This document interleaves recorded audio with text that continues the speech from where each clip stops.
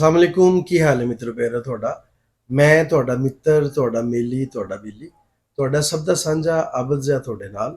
ਤੇ ਤੁਸੀਂ ਸਾਡੇ ਨਾਲ ਜੁੜੇ ਹੋ ਵੇਖ ਪੰਜਾਬ ਟੀਵੀ ਦੇ ਰਾਹੀਂ ਮਿੱਤਰੋ ਪਿਆਰਿਓ ਮੈਨੂੰ ਆ ਦੱਸਦੇ ਹੋਇਆ ਮੈਨੂੰ ਬੜੀ ਸ਼ਰਮਿੰਦਗੀ ਵੀ ਹੈ ਇਸ ਗੱਲ ਤੇ ਔਰ ਮੈਨੂੰ ਬੜਾ ਅਫਸੋਸ ਵੀ ਹੈ ਕਿ ਮੈਂ ਇਕੱਲਾ ਬੰਦਾ ਮੈਂ ਕੁਝ ਨਹੀਂ ਕਰ ਸਕਦਾ ਕਿੰਨਾ ਵਾਸਤੇ ਕੁਝ ਨਹੀਂ ਕਰ ਸਕਦਾ ਆਏ ਦਿਨ ਸਾਡੇ ਪੰਜਾਬੀਆਂ ਦੇ ਨਾਲ ਬਹੁਤ ਰੋਹ ਹੁੰਦਾ ਹੈ ਉਹ ਮੈਨੂੰ ਇੰਝ ਲੱਗਦਾ ਕਦੀ ਕਦੀ ਕਿ ਹਜੇ ਵੀ ਐਵੇਂ ਹੀ ਹੈ ਜਿਵੇਂ ਅਸੀਂ ਨਾ ਪਾਰਟੀਸ਼ਨ ਤੋਂ ਪਹਿਲੇ ਜਿਵੇਂ ਸਾਡੇ ਉੱਤੇ ਅੰਗਰੇਜ਼ ਕਾਬਜ਼ ਸੀ ਨਾ ਸ਼ਾਇਦ ਹੁਣ ਵੀ ਅਸੀਂ ਇੰਝ ਹੀ ਰਹਿ ਰਹੇ ਉਹ ਪੰਜਾਬੀਆਂ ਦੇ ਨਾਲ ਹੀ ਇੰਨਾ ਧਰੋ ਕਿਉਂ ਹੈ ਉਹ ਬਲੋਚਿਸਤਾਨ ਦੇ ਵਿੱਚ ਆਏ ਦਿਨ ਅਸੀਂ ਸੁਣਨੇ ਆ ਕਿ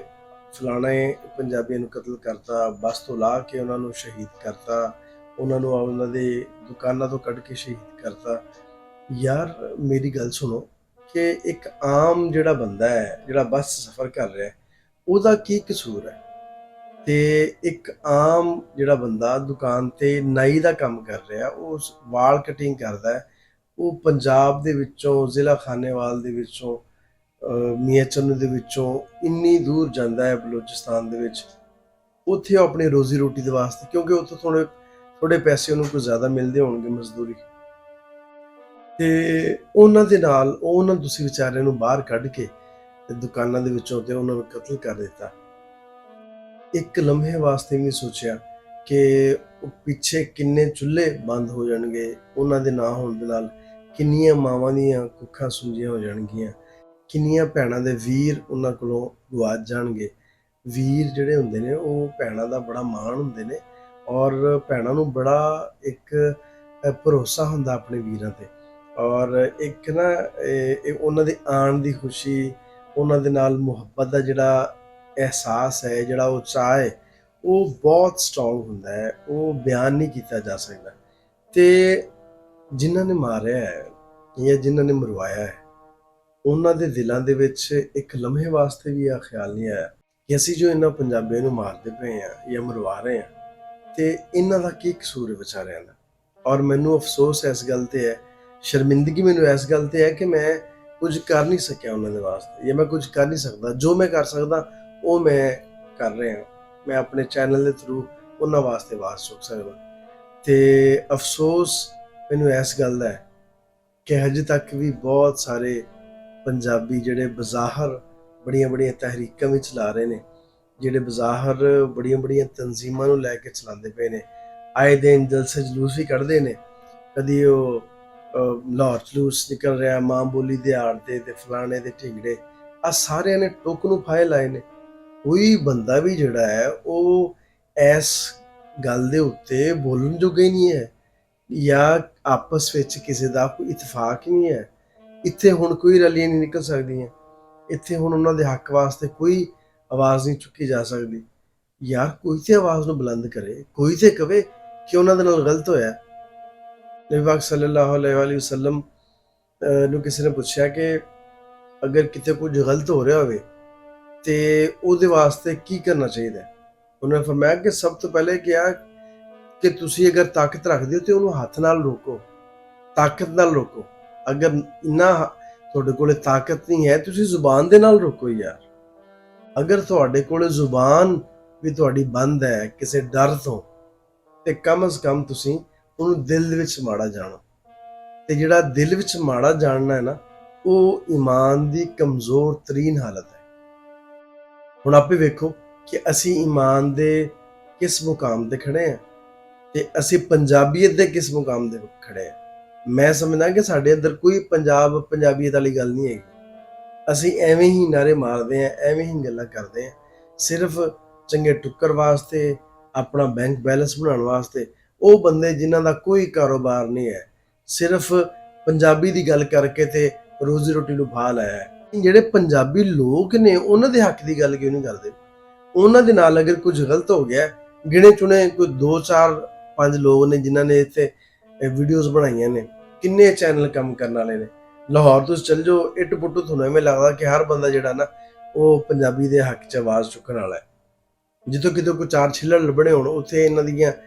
ਨੱਕ ਨਾਲ ਲਕੀਰਾਂ ਵੀ ਨਿਕਲਦੀਆਂ ਨੇ। ਉੱਥੇ ਇਹਨਾਂ ਨੇ ਜਨਾਬ ਉਹ ਬੜੇ ਧਰਨਿਆਂ ਦੇ ਵਿੱਚ ਵੀ ਸ਼ਾਮਲ ਹੁੰਦੇ ਨੇ। ਜਿੱਥੇ ਉਹਨਾਂ ਨੂੰ ਹੋਵੇ ਨਾ ਕਿ ਇੱਥੋਂ ਕੋਈ ਸ਼ੈ ਨਹੀਂ ਲੱਭਣੀ, ਉੱਥੇ ਬਿਲਕੁਲ ਜ਼ੁਬਾਨ ਨੂੰ ਤਾਲੇ ਲੱਗੇ ਨੇ, ਸੀਤੀਆਂ ਜਾਂਦੀਆਂ ਨੇ ਜ਼ੁਬਾਨਾਂ।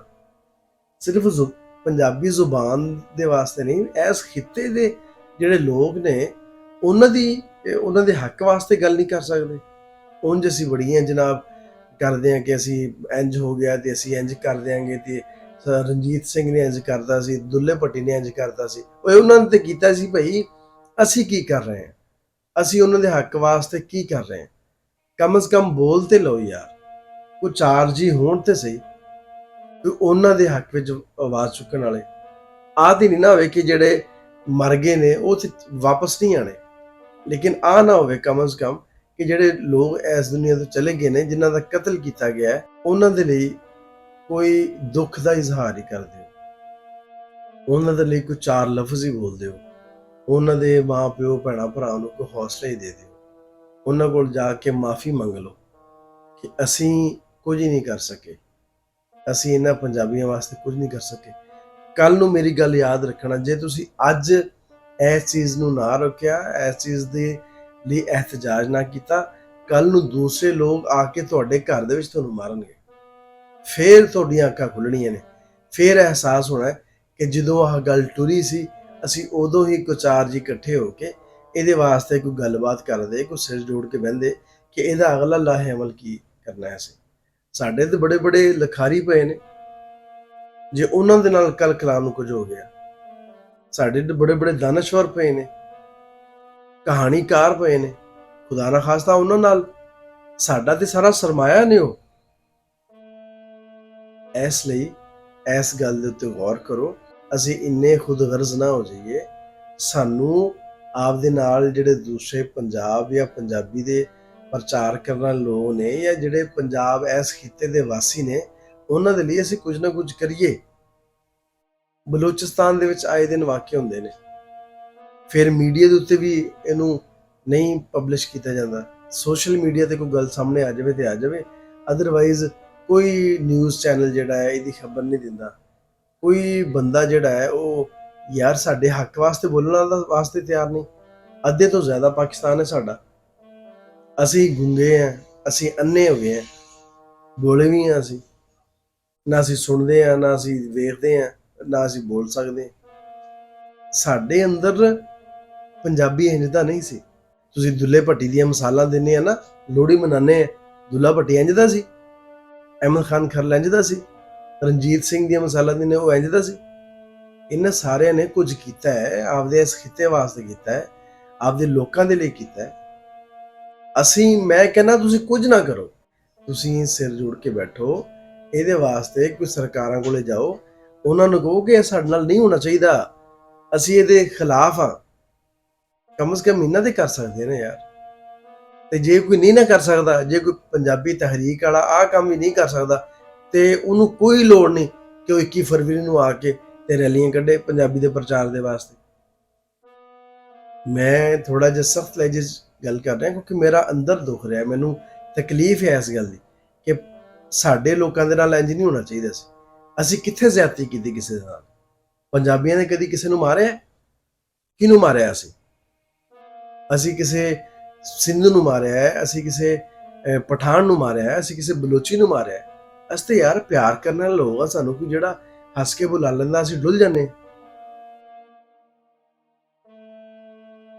ਇਸ ਵਾਸਤੇ ਮੇਰੀ ਸਾਰੇ ਪੰਜਾਬੀਆਂ ਅੱਗੇ ਬੇਨਤੀ ਹੈ, ਜਿੰਨੇ ਵੀ ਪੰਜਾਬ ਦੇ ਵਾਸੀ ਨੇ, ਔਰ ਪੰਜਾਬ ਸਰਕਾਰ ਦੇ ਅੱਗੇ ਵੀ ਮੇਰੀ ਗੁਜ਼ਾਰਿਸ਼ ਹੈ ਕਿ ਇਸ ਮਸਲੇ ਦੇ ਉੱਤੇ ਗੌਰ ਕੀਤਾ ਜਾਵੇ, ਔਰ ਉਹਨਾਂ ਦੇ ਲਵਾਹਕੀਨ ਵਾਸਤੇ ਉਹਨੂੰ ਕੁਝ ਨਾ ਕੁਝ ਲਾਜ਼ਮੀ ਕੀਤਾ ਜਾਵੇ, ਉਹਨਾਂ ਨੂੰ ਹੌਸਲਾ ਦਿੱਤਾ। ਹੋਰ ਕੁਝ ਨਹੀਂ ਕਰ ਸਕਦੇ, ਹੌਸਲਾ ਹੀ ਦੇ ਦਿਓ। ਤੇ ਜਿਹੜੇ ਲੋਕ ਕਰਦੇ ਪਏ ਨੇ ਉਹਨਾਂ ਦਾ ਮਿੰਤਰਲਾ ਕਰ ਲਓ। ਅਗਰ ਮਿੰਤਰਲੇ ਨਾਲ ਨਹੀਂ ਮੰਨਦੇ ਤੇ ਉਹਨਾਂ ਦੇ ਨਾਲ ਜਿਵੇਂ ਤੁਸੀਂ ਨਿਬੜਨਾ ਚਾਹੋ, ਤੁਹਾਡੇ ਕੋਲ ਬੜੀ ਤਾਕਤ ਹੈ, ਤੁਸੀਂ ਨਿਬੜ ਸਕਦੇ ਹੋ। ਉਮੀਦ ਹੈ ਕਿ ਮੇਰੀ ਗੱਲ ਦਾ ਕਿਸੇ ਨੇ ਬੁਰਾ ਮਹਿਸੂਸ ਨਹੀਂ ਕੀਤਾ ਹੋਣਾ। ਜਿਉਂਦੇ ਵਸੋ ਤੇ ਖਿੜਖਿੜ ਹੱਸੋ। ਰੱਬ ਰੱਖ।